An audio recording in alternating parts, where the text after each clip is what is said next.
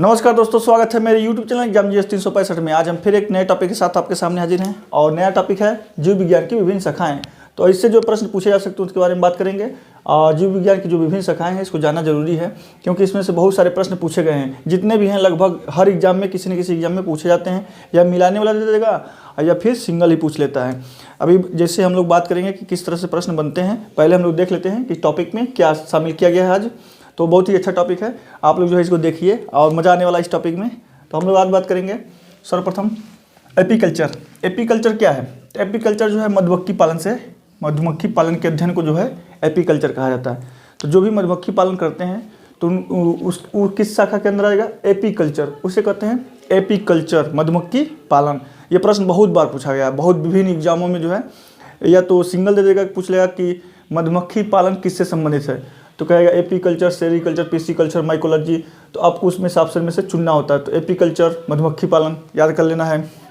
दूसरा है, पहले एक बार ऐसे देख लेते हैं फिर बताते हैं। सेरीकल्चर, सेरीकल्चर किससे है? रेशम कीट पालन से संबंधित है। सेरीकल्चर किससे है? रेशम कीट पालन से। पीसीकल्चर की बात करें तो पीसीकल्चर जो है मत्स्य पालन से संबंधित है। अब माइकोलॉजी की बात करें तो माइकोलॉजी किससे अध्ययन है? कौकों के अध्ययन को जो है माइकोलॉजी कहा जाता है। वहीं बात करें फाइकोलॉजी, फाइकोलॉजी है शैवालों का अध्ययन। देखो, माइकोलॉजी कौकों का अध्ययन, फाइकोलॉजी शैवालों का अध्ययन। अब हम लोग बात करते हैं एंथोलॉजी। एंथोलॉजी जो है पुष्पों का अध्ययन को एंथोलॉजी कहा जाता है। पुष्पों के अध्ययन को एंथोलॉजी कहा जाता है। पोमोलॉजी, पोमोलॉजी फलों के अध्ययन को, फलों के अध्ययन को पोमोलॉजी कहा जाता है। फलों के अध्ययन को पोमोलॉजी कहा जाता है। ऑर्निथोलॉजी, ऑर्निथोलॉजी जो है पक्षियों के अध्ययन को, पक्षियों के अध्ययन को जो है ऑर्निथोलॉजी कहा जाता है। बात करते हैं इक्थियोलॉजी, इक्थियोलॉजी जो मछलियों के अध्ययन को जो है इक्थियोलॉजी कहा जाता है। इसको ध्यान से पढ़ने की जरूरत है।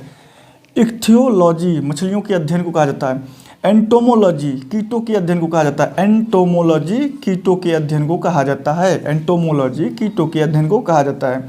डेंड्रोलॉजी जो है वृक्षों एवं झाड़ियों के अध्ययन को कहा जाता है। डेंड्रोलॉजी, ये भी प्रश्न पूछा गया है। डेंड्रोलॉजी वृक्षों और झाड़ियों के अध्ययन को कहा जाता है। ऑफियोलॉजी, ऑफियोलॉजी सर्पों का अध्ययन, सांपों का अध्ययन। सर्प या सांप दोनों वही बात है, ध्यान देने वाली है। सर्प कहते हैं या सांप कहते हैं, देसी भाषा में सांप हम लोग कहते हैं। सांपों का अध्ययन। और क्या? और ऑफियोलॉजी जो है सर्पों का अध्ययन है। सारोलॉजी, सारोलॉजी जो है छिपकलियों का अध्ययन, सारोलॉजी छिपकलियों का अध्ययन है। सिल्वीकल्चर जो है काष्ठी पेड़ों का अध्ययन, काष्ठी पेड़ों। हार्टिकल्चर जो है उद्यान विज्ञान से संबंधित है। हार्टिकल्चर, हार्टिकल्चर उद्यान विज्ञान से संबंधित है। बात करें फ्लोरिकल्चर, फूलों की खेती को जो है फ्लोरिकल्चर कहते हैं, फूलों के अध्ययन को कहते हैं फ्लोरिकल्चर। तो इसमें देखिए ये भी प्रश्न पूछा गया है, फ्लोरिकल्चर किससे संबंधित है? फूलों की खेती से। 4 ऑप्शन दे देगा, उसमें से चुनना होता है। ये प्रश्न पूछा गया बहुत बार, फ्लोरिकल्चर। फिर जो है वृक्षों और झाड़ियों के अध्ययन को डेंड्रोलॉजी भी बहुत बार पूछा गया है। फिर जो है पक्षियों के ऑर्निथोलॉजी, ये भी बहुत बार पूछा गया है। पोमोलॉजी फलों का अध्ययन भी बहुत बार पूछा गया है। शैवालों का अध्ययन बहुत बार आया है। फाइकोलॉजी शैवालों का अध्ययन, फाइकोलॉजी शैवालों का अध्ययन, फाइकोलॉजी शैवालों का अध्ययन। माइकोलॉजी कौकों का अध्ययन। पीसीकल्चर मत्स्य पालन से संबंधित है। सेरीकल्चर रेशम कीट पालन से। एपीकल्चर मधुमक्खी पालन। तो ये था एक छोटा सा टॉपिक। प्रश्न कैसे बनता है? पूछ लेगा जैसे कि एपीकल्चर किससे संबंधित है? एपीकल्चर, एपीकल्चर किससे संबंधित है? तो इसी में से 4 अध्ययन, मान लीजिए 4 ऑप्शन उठा के दे दिया, आपको नहीं पता है तो आप जब याद किए रहेंगे तभी तो आपको आएगा। तो आप कहेंगे जैसे दे देगा रेशम कीट पालन, मत्स्य पालन, कौकों का अध्ययन, मधुमक्खी पालन, तो उसमें से ए बी ऑप्शन दे दिएगा, तो आपको मारना होगा मधुमक्खी पालन।